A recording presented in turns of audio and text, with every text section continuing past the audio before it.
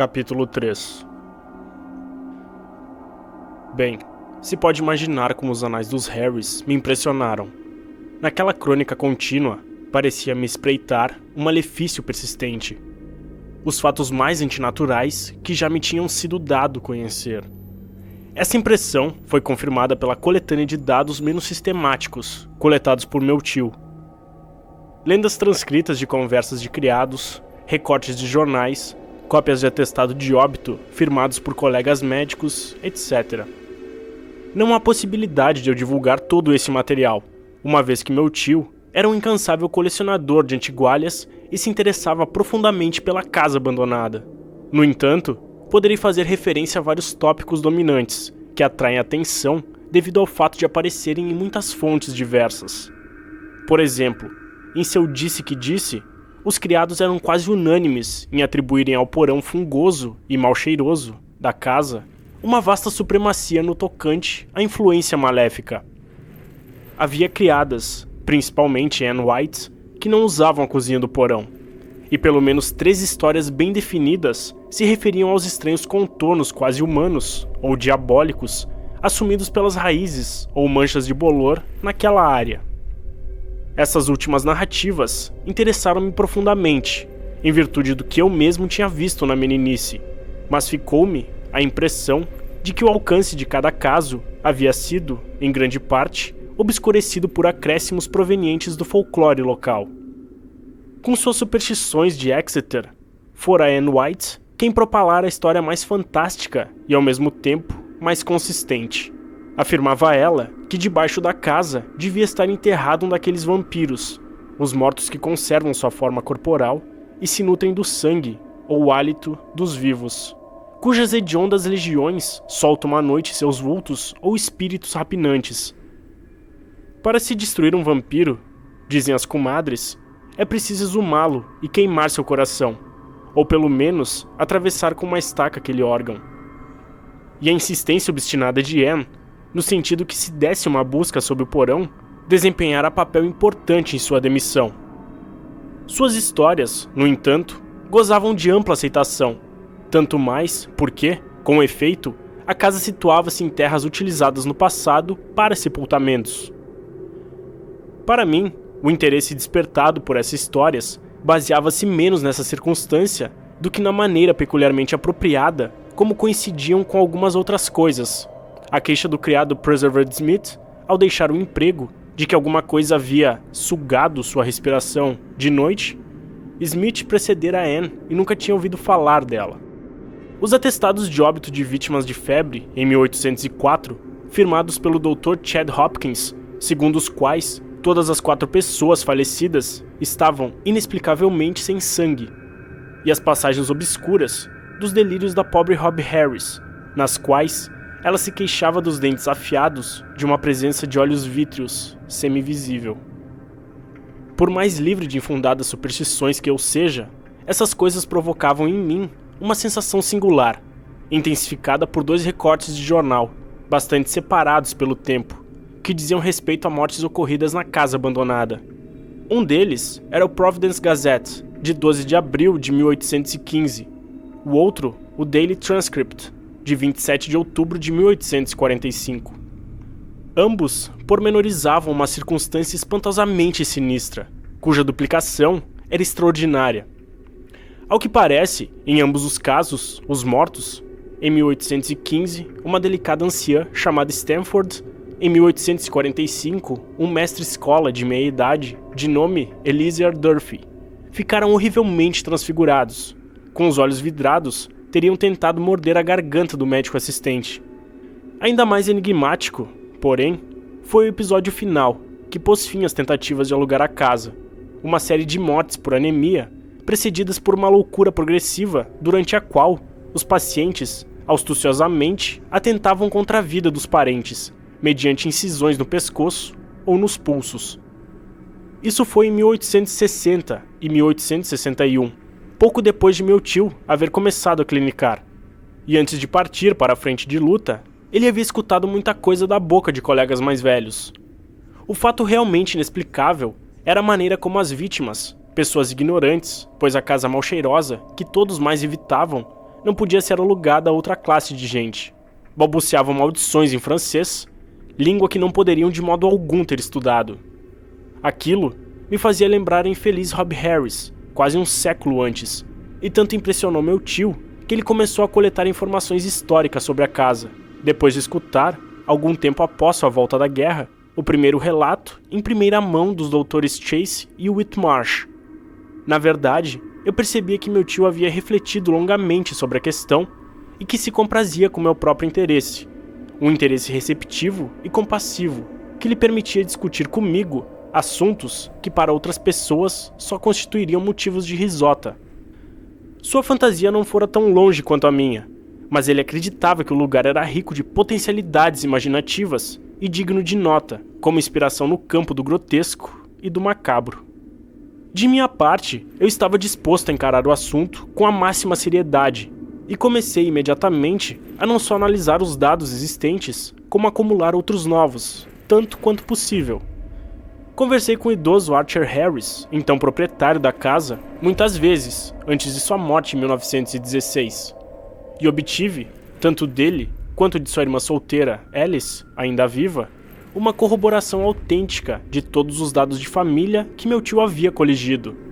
Quando, entretanto, lhes perguntei que ligação a casa poderia ter com a França ou com a língua francesa, eles se confessaram tão francamente perplexos e ignorantes quanto eu.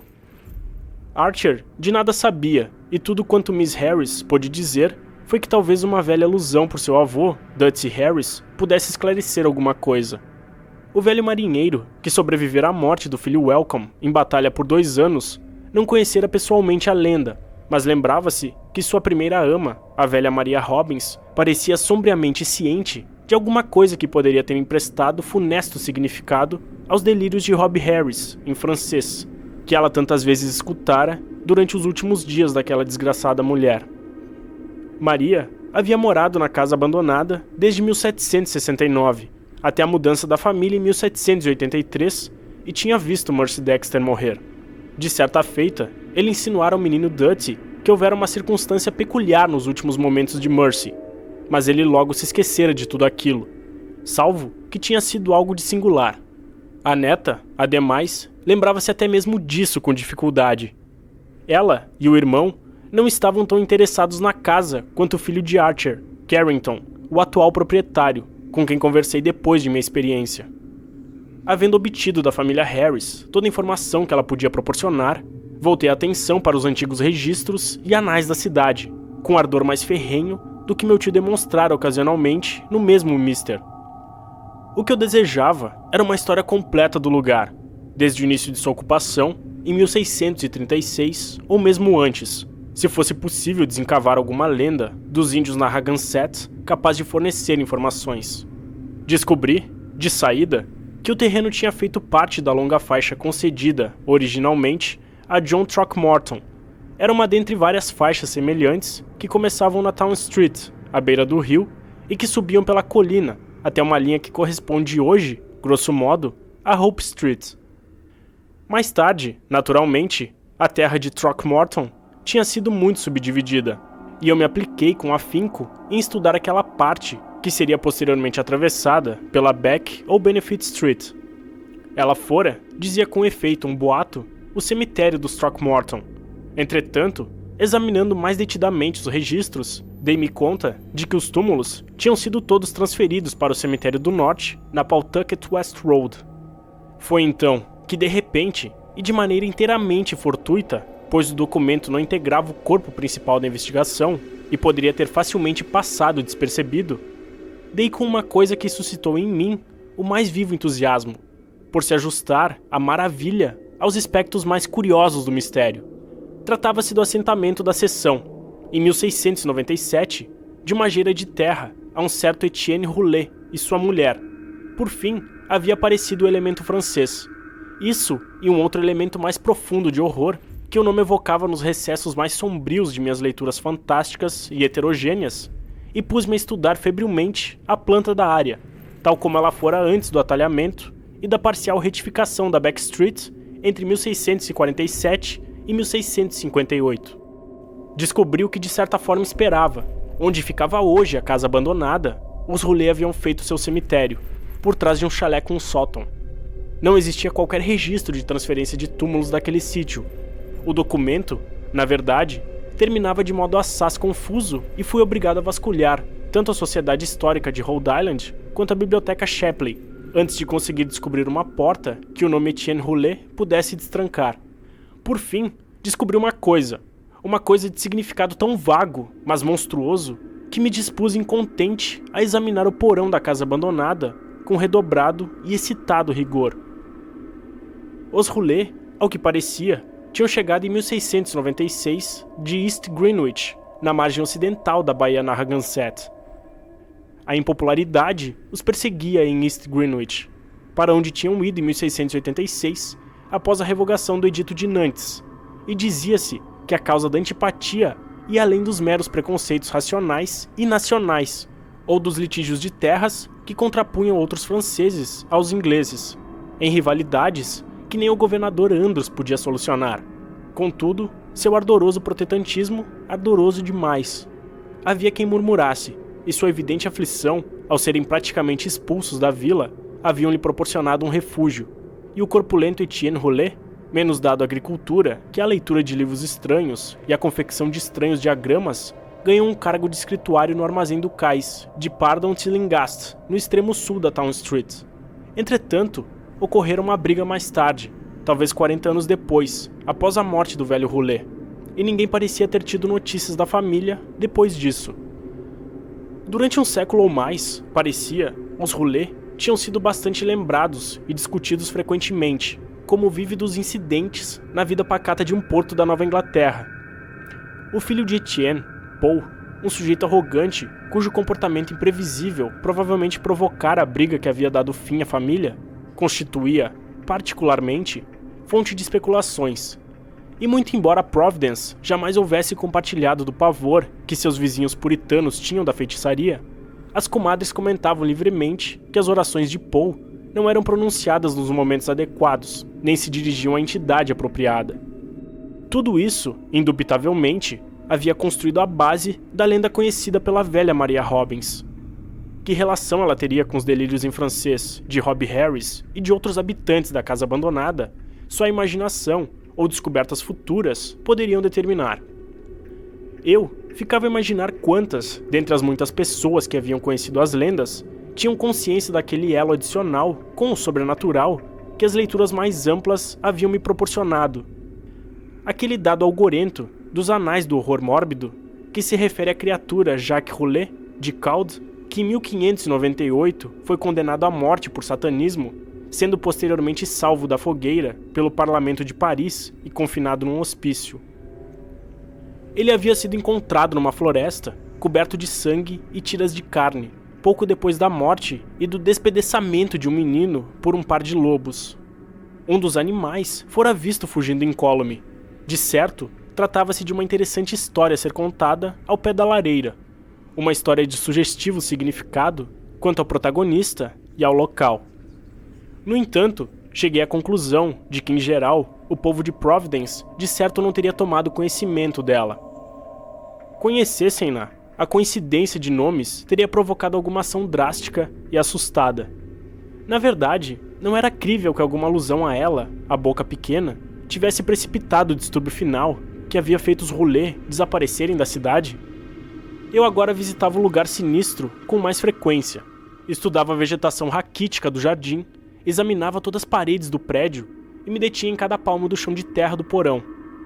Por fim, com a permissão de Carrington Harris, mandei fazer uma chave para a porta do porão que dava diretamente para Benefit Street, por preferir dispor de um acesso mais imediato ao mundo exterior do que o proporcionado pelas escadas escuras, o salão do andar térreo e a porta da frente.